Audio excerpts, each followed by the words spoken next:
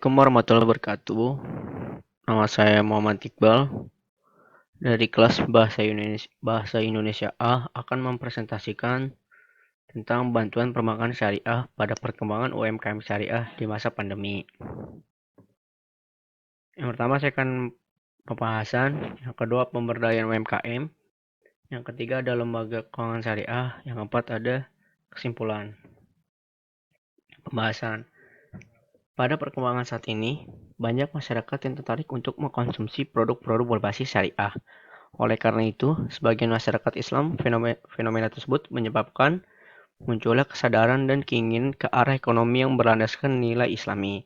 Mulai dari munculnya perbankan syariah dan lembaga keuangan mikro syariah seperti BMT, asuransi syariah, hotel syariah, bisnis jual beli, atau perdagangan syariah lainnya. Seiring dengan meningkatnya jumlah populasi masyarakat Indonesia, terutama masyarakat Muslim, pada saat ini mulai banyak berdirinya bisnis yang berkonsep dengan syariah untuk bertujuan memudahkan masyarakat umum, khususnya untuk masyarakat Muslim di Indonesia yang ingin membeli sebuah produk yang jelas hukumnya. Desain dan segala hal tentangnya disandarkan semuanya kepada hukum syariah Islam. Namun, UMKM di Indonesia pada saat ini masih terkendala dalam bagian modalnya, dikarenakan dampak pandemi ini, yang berakibatkan kerugian yang besar. Maka dari itu, UMKM syariah membutuhkan perbankan syariah guna melangsungkan berjalannya usaha, tanpa menggunakan bank konvensional yang mengandung riba. Yang kedua, pemberdayaan UMKM. UMKM memiliki karakteristik yang berbeda dengan perusahaan besar. Mereka biasanya memiliki kepribadian yang mandiri, tidak memiliki relasi yang luas, atau berada di bawah naungan grup bisnis. Ciri lain dari usaha kecil dan menengah menggunakan teknologi tingkat rendah atau sederhana. Bahkan perusahaan mikro gunakan teknik manual dibandingkan dengan perusahaan besar. UMKM memiliki keunikan tersendiri. Pasar yang sempit, penargetan hanya untuk pasar lokal atau sekitarnya.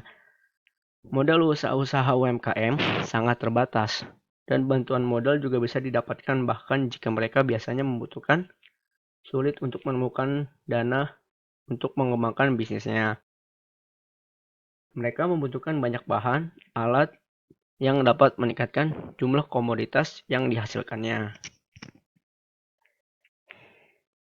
Dengan demikian, kelebihan memberikan modal kepada sektor UMKM adalah 1. Faktor kemanusiaan ada hal yang paling penting untuk diperhatikan, bahwa UMKM pada umumnya adalah pihak yang benar-benar membutuhkan bantuan permodalan dan seharusnya diberikan perhatian lebih intensif. Yang kedua, mereka bergerak di bidang real, baik berupa barang maupun jasa. Pinjaman yang mereka perlukan tidak untuk usaha non-real, seperti spekulasi bursa saham. Pembiayaan sektor real sangat penting, karena sektor inilah kekayaan negara dalam artian sesungguhnya. 3. Pengelola UMKM pada umumnya masih berpijak pada etika bisnis dan moralitas. Mereka pada umumnya lebih menghormati akad atau perjanjian pinjaman meminjam daripada umumnya para pengusaha besar. Yang ketiga, perkembangan pembiayaan lembaga keuangan syariah terhadap UMKM di Indonesia.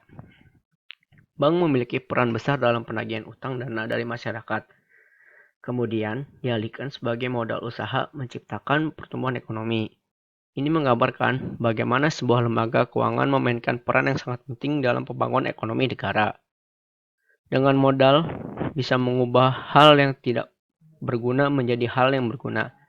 Contoh ini adalah bangunan kosong hanya memiliki potensi, tapi tidak dapat dirampas menuai keuntungan. Bangunan kosong hanya bisa produktif bila ada modal. Misalnya mengganti bangunan kosong dengan UMKM yang produksi hijab atau restoran yang dijamin kehalalannya. Eksistensi perbankan syariah di Indonesia mengalami perkembangan yang signifikan. Setelah diundangkannya Undang-Undang Nomor 10 Tahun 1998 tentang atas memberi peluang bagi perkembangan perbankan syariah. Kehadiran undang-undang tersebut diperkuat lagi dengan lahirnya Undang-Undang Nomor 21 Tahun 2008 tentang perbankan syariah yang secara tegas mengakui eksistensi dari perbankan Islamic Arab Republik dan membedakannya dengan sistem perbankan konvensional. Pada ayat 1 7 Undang-Undang Nomor 21 Tahun 2008 tentang Perbankan Syariah menjelaskan bahwa bank syariah adalah bank yang menjalankan kegiatan usahanya berdasarkan prinsip syariah.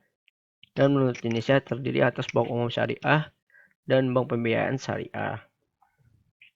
Pembiayaan pada masa pandemi. Alokasi pembiayaan bank syariah untuk usaha kecil dan mikro saat pandemi COVID-19 terus berkembang. Proporsi yang merata lebih tinggi dari nasional bank. Direktur Utama PT Bank BCA Syariah, John Kosasi, menjelaskan, Syariah telah tumbuh besar sebesar 23,1% setiap tahun. Pembiayaan ini jauh lebih tinggi dari 6,93% industri perbankan nasional. Di BCA, berdasarkan hukum syariah, total pembiayaan UMKM mencapai 1, triliun rupiah, sekitar 20,5% dari total portofolio pembiayaan. Berikut adalah pembiayaan yang dapat dilakukan dalam masa pandemi ini. Dari penguatan wakaf uang, pemberian pinjaman dalam bentuk qardul hasan, dan mengembangkan teknologi finansial syariah.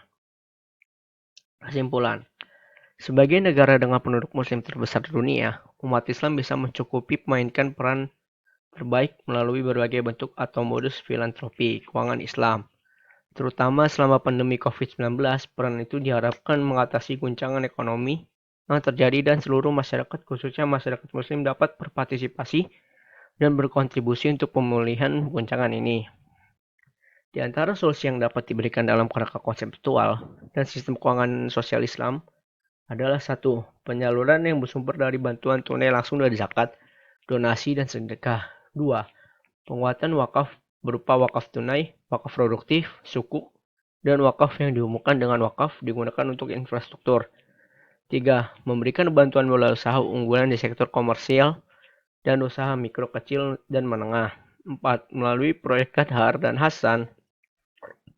5. Meningkatkan pengetahuan ekonomi dan keuangan Islam. 6. Melalui pengembangan teknologi keuangan Islam. Dan 7. Membuat komunitas muslim sadar akan hal itu kegiatan ekonomi tidak terlepas dari ketaatan kepada Allah Subhanahu wa Ta'ala. Pada akhirnya, jika program di atas terutama bantuan tunai langsung, zakat, donasi, wakaf, atau CSR, baik untuk masyarakat maupun dunia usaha atau UMKM benar-benar bisa digalakkan, sehingga upaya ini diharapkan bisa meningkat lagi permintaan agregat dan penawaran agregat ke kanan dalam kurva permintaan dan penawaran. Diikuti dengan pengembangan pasar online yang berfokus pada UMKM, mempertemukan penawaran dan permintaan, sehingga surplus ekonomi terbentuk kembali dan membantu mempercepat pemulihan ekonomi. Terima kasih, sekian dari saya. Wassalamualaikum warahmatullahi wabarakatuh.